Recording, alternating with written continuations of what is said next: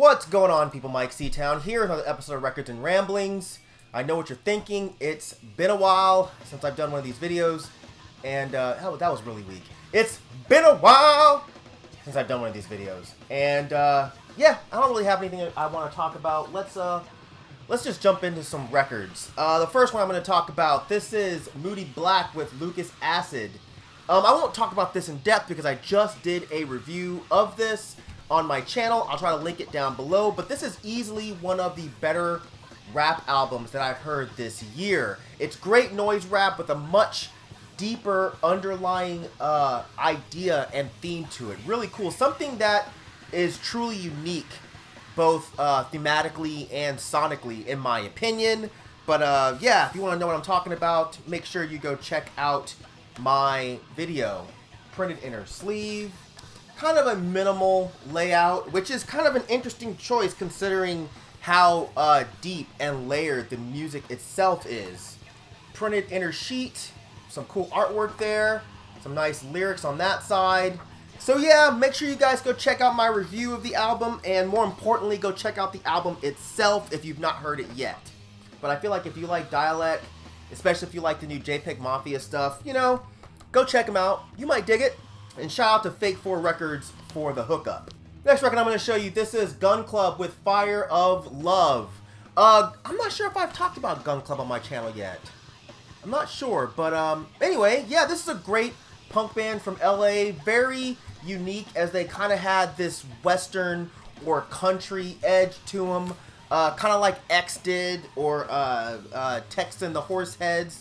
But yeah, this is their debut album. Not my favorite of theirs, but it's still a great record. My favorite is probably Miami, if I had to pick. Records on Black won't bother showing you that. But yeah, this is great stuff. It almost had a kind of gothy death rock tinge to it.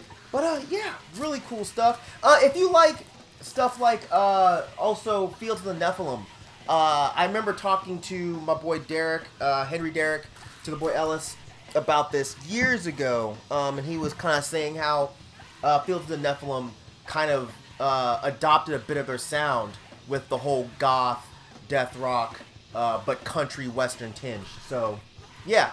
Next record I'm going to show you, this is this is Prurient with a record title that is sure to get my video demonetized, but fuck it. This is Hanged Man Orgasm. Yeah, so by now, I'm thinking all of you guys know who Prurient is. Great noise project by Dominic Furno. His stuff ranges from the kind of harsh noise stuff to kind of ambient noise to just kind of weird soundscapes. And all of the stuff so far that I've heard is pretty solid. But this record here is a companion piece to his last record, which was Rainbow Mirror, the really exhaustive 3 CD or 7 LP set. Which I don't own on vinyl because it's far too expensive. But on this one, he teams up with Patrick O'Neill, who was in Skin Crime, and he does vocals on this project, and it's all based on a story. Records on Black won't bother showing you that. The rad thing is, the story is actually written by an old buddy of mine, who's also my old roommate, Scott Brian Wilson. And before this came out, I didn't even know that he was still in contact with Dominic. So it was a really, really nice surprise when I saw this pop up online and it had Scott's name attached to it. I was like, oh, fuck that, man. Instant buy. Scott's actually the one who got me into Prurient some 12 years or so ago. So yeah, shout out to Scott. And yeah, this is limited to 500 copies. And it's typical Prurient. You know, if you liked Rainbow Mirror, then I think you'd like that. I think the addition of vocals to this is actually really, really cool. So, yeah, check it out. Alright, now we're getting into some shit, guys. Some shit. Yes, we're going to talk about the newest Panopticon release, The Scars of Man on the Once Nameless Wilderness, Part 1 and 2. But we're going to start with Part 1, which is This Bad Mama Jamma. Yeah, so I fucking love this album, man. It's great. I feel like Austin Lund keeps building on the sound more and more with each album, and this one is a bit more straightforward black metal, but there's still a lot of interesting elements here. There are still subtle glimpses of the folk stuff that he was doing before, There are some post-rock elements, a lot of post-rock elements on this, actually. There's even some cool kind of heavy metal passages, or maybe even power metal passages, I don't know, that pop up here that I think work really well. But yeah, what I notice about this album is fucking riffs, dude. Fucking great riffs. The closest I have to a gripe with this would be that I think the vocals are drowned out a little bit too much. And I'm sure it's for effect. I get it, the atmospheric black metal thing, but I love Austin's vocals, and I feel like I can't really hear them because they're buried in the mix. But it's a small gripe. It's still a fucking killer album, man. Printed inner sleeve here. It's on a nice sky blue vinyl. It's a double LP, but I'm not going to take out the other record because it's exactly the same. But yeah, here's the other printed insert. The art direction on this, fucking goddamn, man, just stellar. All right, fucking stellar. But yeah, this record kills. It's definitely one of the better black metal releases that I've heard this year, or blackened folk metal as it says on the hype sticker. But god damn it, man, Austin Lunn, you're a motherfucking genius when it comes to writing this kind of metal. Just fuck. And let's move on to part motherfucking 2. Alright? This is the record that's mainly like folky bluegrass type stuff, which I just love, and this is great. In my opinion, I think he does the bluegrass stuff just as well as he does the black metal stuff. I think that he's really creative with how he arranges things, and the storytelling here is just fantastic. I think the vocals are fucking great. It's just all well done. Printed inner sleeve here. Go ahead and show the other. Again, great art direction. And the vinyl is kind of this lilac, lavender. Ooh, shit. That would have been a bad fucking situation. But yeah, kind of like a lavender-ish color. But yeah, man, cool stuff. Definitely one of the more ambitious releases of the year, in my opinion, and easily one of the most enjoyable. And while we're here, let's talk about something really quickly. I plan on doing a video on obsessive fan bases and the struggle for validation that a lot of you guys have. I just haven't felt like lecturing people lately.